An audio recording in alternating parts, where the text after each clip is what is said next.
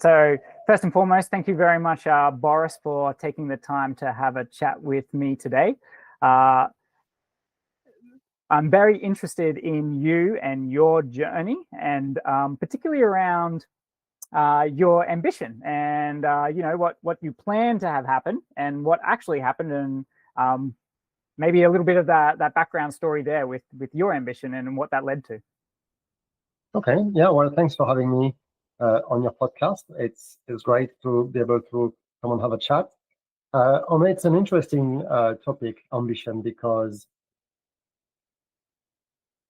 it is really what you look out to on what you are basically setting yourself to achieve, in a sense. And that can mean, I guess, a lot of things to a lot of people. To give you a bit of background story, so I grew up in North Africa first, then in Europe. In Europe, I lived in a few different places. Then I came to Australia about a bit less than 20 years ago now. On each kind of different step of the journey has its different highlights. So when I grew up, when I was a kid, I observed what was around me, and there's things that appealed to me and things that didn't. Amongst the things that appealed to me were good relationships or things that were exciting, and people that seemed to have built something by extension that was exciting. It wasn't so much something that I had in my family, but it is a thing that I could notice, I thought was interesting. So from there, I went to study like a few different things. I studied mathematics, then mechanics, quantum mechanics, journalism, engineering. So I ended up with a bunch of various diplomas, including some project/telecom engineering. On that, I went to work for a few big companies like IBM and other, A-grade players on that market. It was great for learning skills, but it was also frustrating because it felt very disconnected from what had interested me earlier, which was people building projects, in a sense. In those big companies, you work on a project, but you don't really own a big part of the project. It's really, you're one little tiny ant amongst a lot of other tiny ants. And that's about at that time that I discovered, books like the ones of Richard Branson. I think it's called in English, Losing My Virginity. It's got a different title in French, but it's basically his first autobiography. And a friend of mine had it. He lent it to me, and I remember reading it cover to cover, being like, oh my God, this is what I'm talking about. This is very exciting. And so that kind of gave me a bit more of an idea. And that's, I went working from France at that point to working in Belgium for a while. And that, I think every time you also move place, town, country, it also resets your system in a sense, because you get to make friends with your current set of criteria. Whereas if you've never moved your whole life, you end up with people that you just grew up with. So the advantage for me is each time I've been able to kind of connect with different sets of people doing different things. And overall, that has shaped my understanding, my expectations, and fundamentally my ambition. So to continue a little bit on that, see, in Belgium, for example, I connected with a lot of people that were in the world of art, music, sculpture, and I saw people doing amazing things in those fields. And then a bit later that year, that's when I discovered that, I've done lots of traveling before as well, but that's when I discovered about the working holiday visa. That opened the door for me to come to Australia, the same as I'd been to many other countries. But when I got here, I discovered that a bit like the US, Australia had a lot of space. It was very chill, and there was a lot of people building, small companies. And I really enjoyed that, which is why I started really like another leg of that journey here. Initially, it's been like helping a few people because I was an engineer, but not exactly an entrepreneur. And so I started to go and meet other people that are building things and initially helping them. And I think that also brought an interesting element there where you can help people doing small things, or you can help people building big things. However, the impact you get to have on building smaller things is usually bigger. Okay. And so I helped a few people building small to medium companies. And then it comes back down a little bit to how patient are you? You know, there is a saying to be impatient with action, but patient with results. So there's a few iterations of company that we built on, either sold for not a lot of money or abandoned because, you know, like there wasn't a good product market fit. And then a few more companies that got built over a few years or even up to 15 years and then sold. And along the journey in Australia, then I started to connect with more and more entrepreneurs. And the journey I've been very lucky and fortunate to meet people, not only from all walks of life, like from dirt poor to extremely rich, also from not, you know, well aligned with their desire to people, like very fortunate in their own life. And that's given me as well, I think it's another interesting part of ambition, because when people often speak of ambition, and I think as well, if you look at people you ask somebody who is 20, like, what's your ambition? People have like, okay, I want to make lots of money, for example. That's a very common element that comes up. But the realities of ambition is, like, as you go through life and you meet people and you see what happens or what doesn't happen, on the luck or lack of luck, and then the obstacles in the way, on things that help people, that help them bounce back, or that completely destroys them. I think it changes a bit what ambition means to you, in the sense that being ambitious, I think, for me, is expecting the best possible outcome of yourself, not necessarily just, I'm going to make $1 million or $10 million. That's a very narrow metric. And I've met plenty of people making lots of millions, put it that way. And some of them are very happy. Some of them were very unhappy. Some of them had good relationship, good health. You know, some had terrible health or relationship. And usually, people that only measure their ambition on the money front ended up not being the best served out of the lot. And so I would connect that a little bit with what you mentioned on more so mission or vocation, which is if you attached a bigger purpose to your ambition than just money, including, you know, something a bit broader than yourself, more generally. I think that's where ambition takes a more full meaning for me. So if your ambition is to help people or to live a full life, you're going to fare a lot better and be more satisfied by the outcome than if your ambition is to just win the Olympics or just have lots of money type stuff. Yeah, so that narrow focus of the ambition, because then you hear stories of Olympic athletes winning the gold medal and then going into a deep depression. Yes, but also if you think of it, you know, if you think of how many, let's take, you know, high jump or relay, any Olympic discipline. I'll take one, for example, that I find quite striking: the acrobatic ski jump. This is a thing you train all year round for. And people don't usually, like, you can't train on snow, so you go down a slope, then there's a huge ramp, and you've got to do figures in the air, and then you fall back on the slope.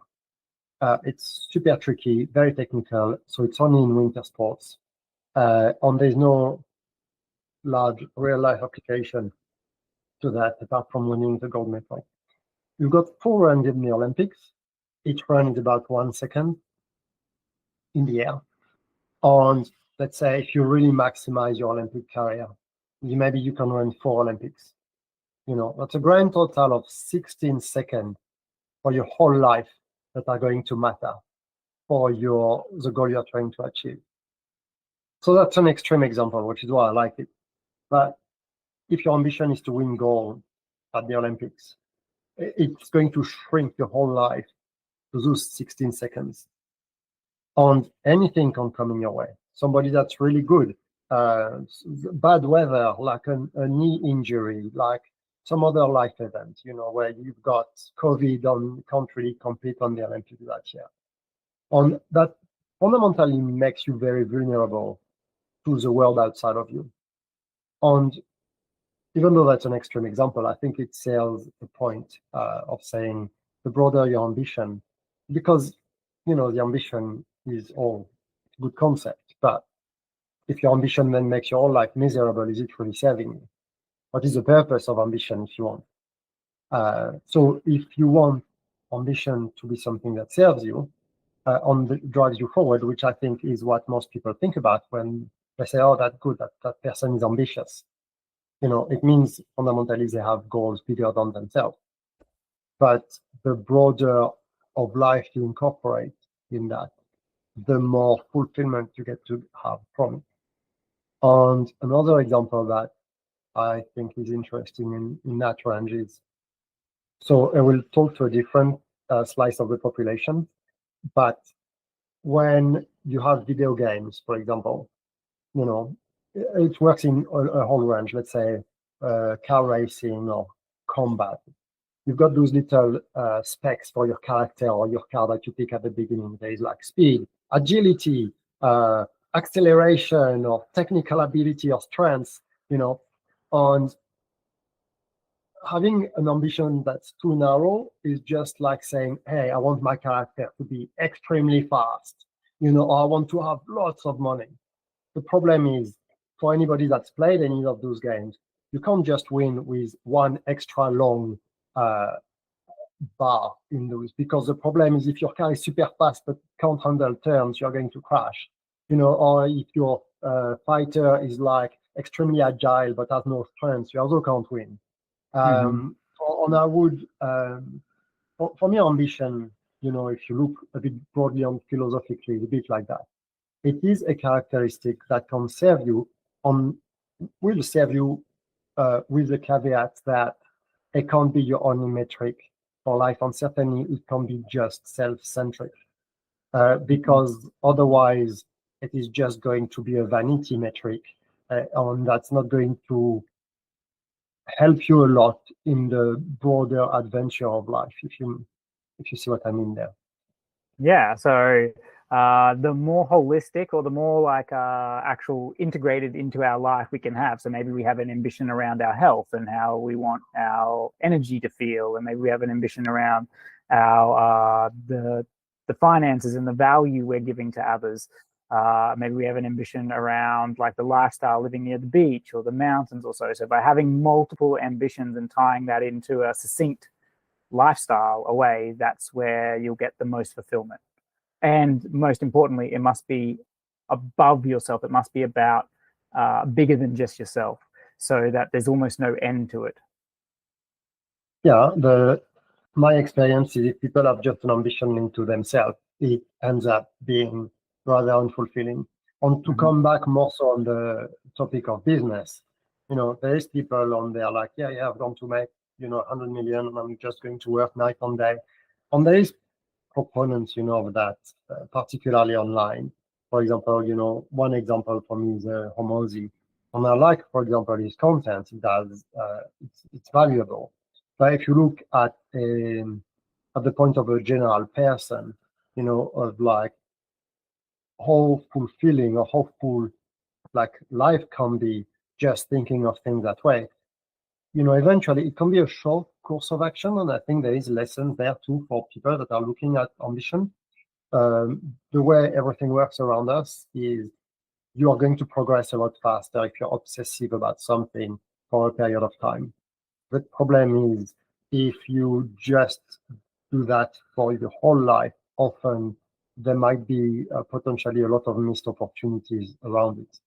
So it's really, somewhat surfing that balance constantly between like, can I be ambitious and really progress in one area of my life right now, but then not limit myself to just that one skill, because otherwise it can be very limiting. Okay, so how could someone who is ambitious, maybe they are falling down that trap of being very focused on a narrow interest, like for the example, the 16 seconds, like a really narrow focus of like, that's the most important thing at the exclusion of everything else. What would be the advice for you or for these ambitious people? What could they do like as an action to kind of help them see that light that you just explained? Well, one way I like to look at it, it might not suit everyone, but it's just really to follow the concept of taking a step back. Okay. So you've got a few different ways to go about that. You can have a look at yourself on the planet, yourself who, as a human, who not just in your little household or in your own little spin, but just as a general inhabitant of the world, of like, what do I want my existence to mean? Because I think we are gifted with a sliver of existence, a bit like if we're a little character and we all get to invent what that means. And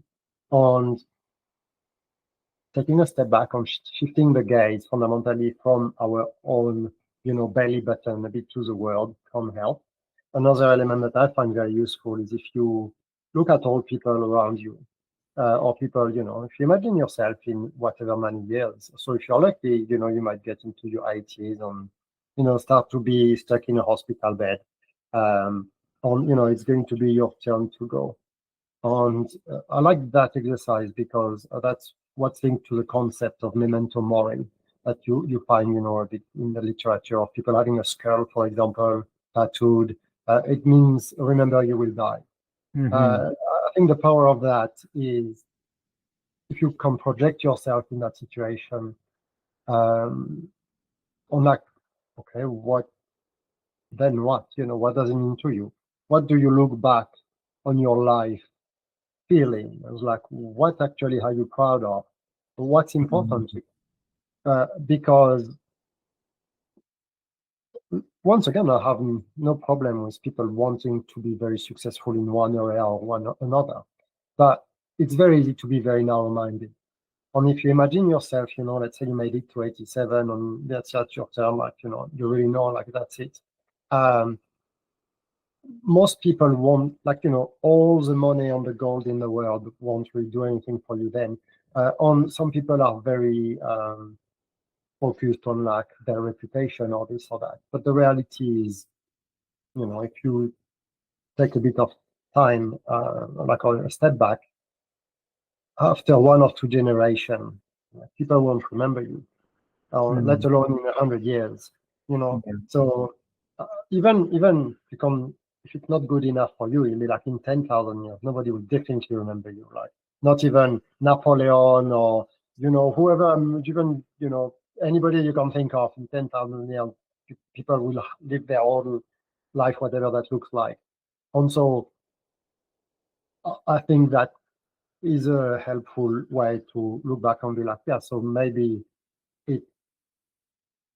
who I am or who I have been and what I have left in the world shouldn't solely rely on like what everybody else is going to think of me, because really, on the more or less long-term scale, nobody will give a fuck really about me.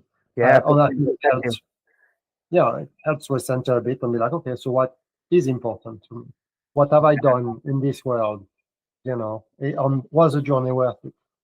Yeah, so looking at that from a deathbed kind of vision of like the regrets and what is the most important thing that you as your life wanted to be a part of and wanted to represent, is really powerful framing. To focus on the wildly important, because it's so easy to get distracted. There's so many events and so many things going on, where we're in like social communities larger than we ever have probably in human history, like with technology and our ease to connect with each other. So that's a really valuable lesson to kind of look back on a life lived and what that might might mean for you if you follow down the trajectory that you're on, and giving you the ability to kind of see it from that different angle. And then the other one is amazing too, because you're kind of looking back at it in terms of like your human nature and society as a bigger picture, and taking your personality kind of out of the equation a little bit more, taking that personal desires out a little bit more, and just thinking, okay, what do I feel like the meaning in this life is, or what's the again, why? So both of them kind of focus on the wildly important from completely different points of view. One is deeply personal, like what do I want my life to represent, and the other one is deeply like the complete opposite of personal. What is the meaning of life, generally speaking, to me? Yeah, absolutely. And I think, it helps just broaden your perspective a little bit, because then most of the time you won't just come back and be like, oh yeah, I just really need to make a shit ton of money.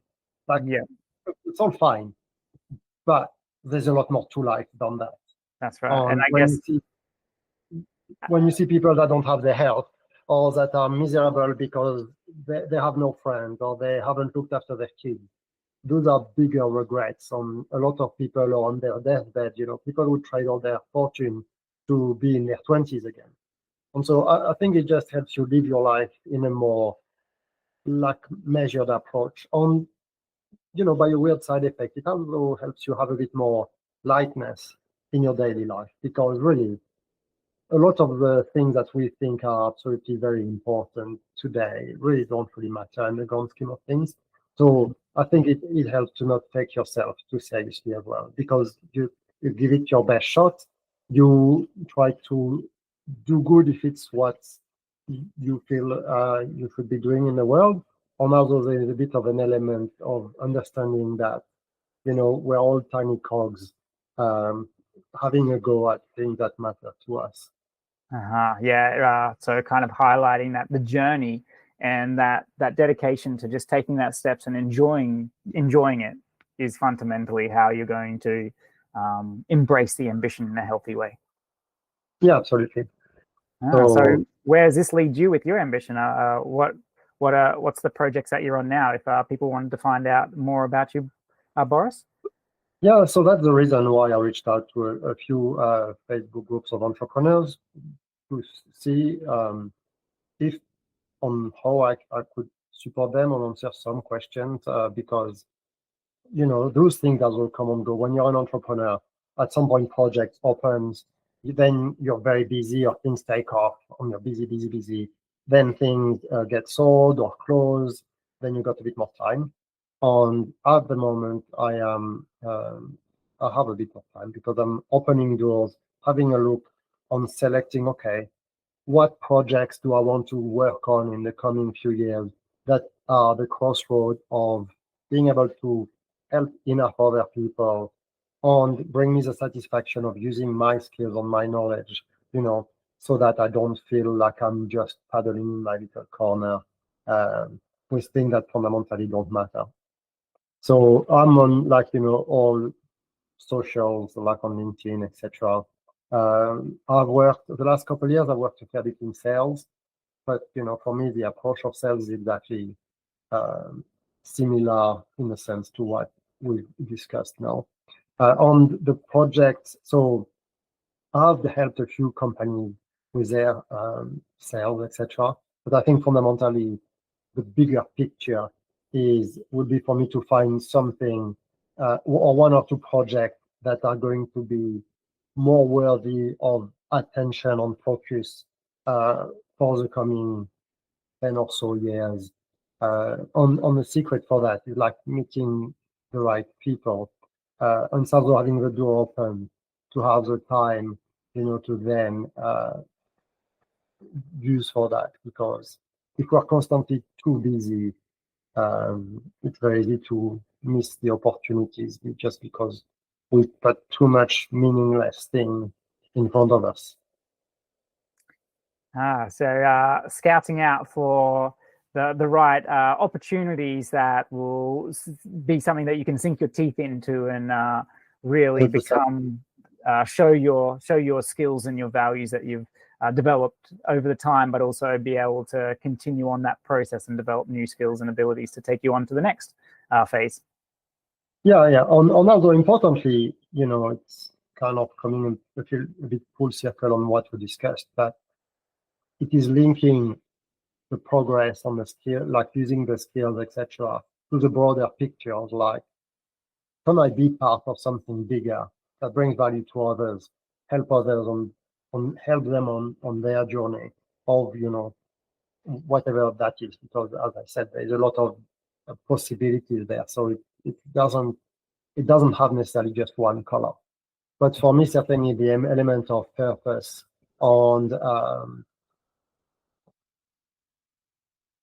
of participation in a kind of general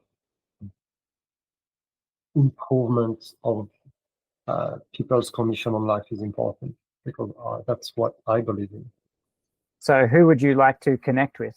If anyone saw this video and potentially is someone who's thinking, hey, maybe I have a project in mind, what kind of person are you looking to connect with? My favorite types of people are entrepreneurs, because I'm a very good board thinker. I am good with people. I am very flexible in my approach to things, and I understand the technique or the tech, but I'm not like a very tech guy. I'm not a dev or anything like that. So I'm good in building strategy. I'm good in developing markets. I'm good in sales, building systems, and I enjoy the journey.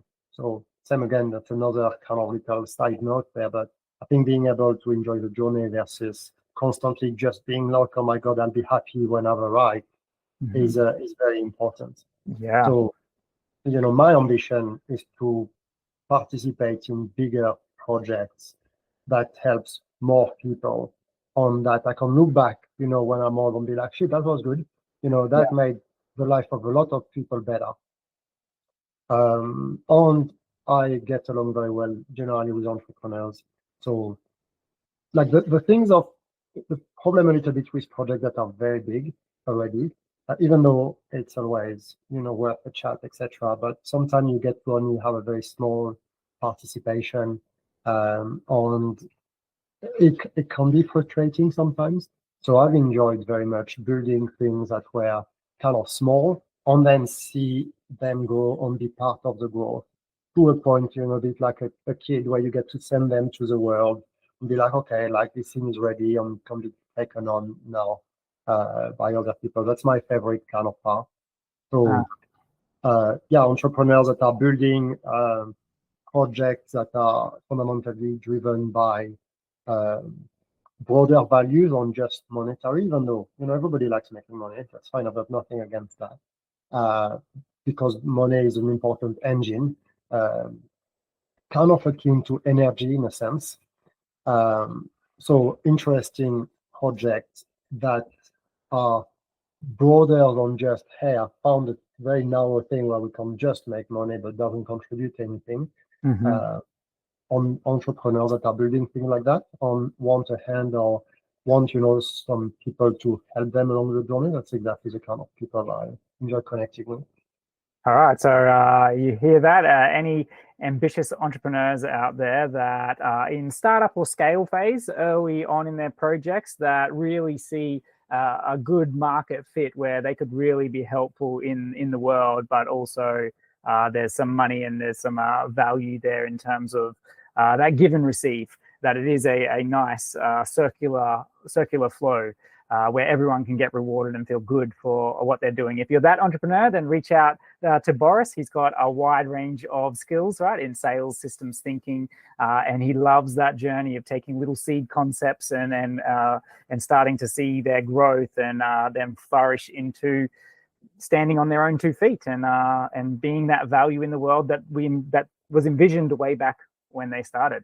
So thank you so much, Boris. Had a lovely time chatting with you today. Thank you for sharing your insights on ambition and what you've been doing and how you've got to the point where you are by very wise thinking. Thanks, Josh. It's been a pleasure as well. Don't hesitate if anybody reaches out. Like I am, at the moment, I've helped people that were in the beginning of their journey, and I'm always happy to do that. on if there's people that are more advanced or more experienced on, as you said, want to work together. At the moment, I am open to that.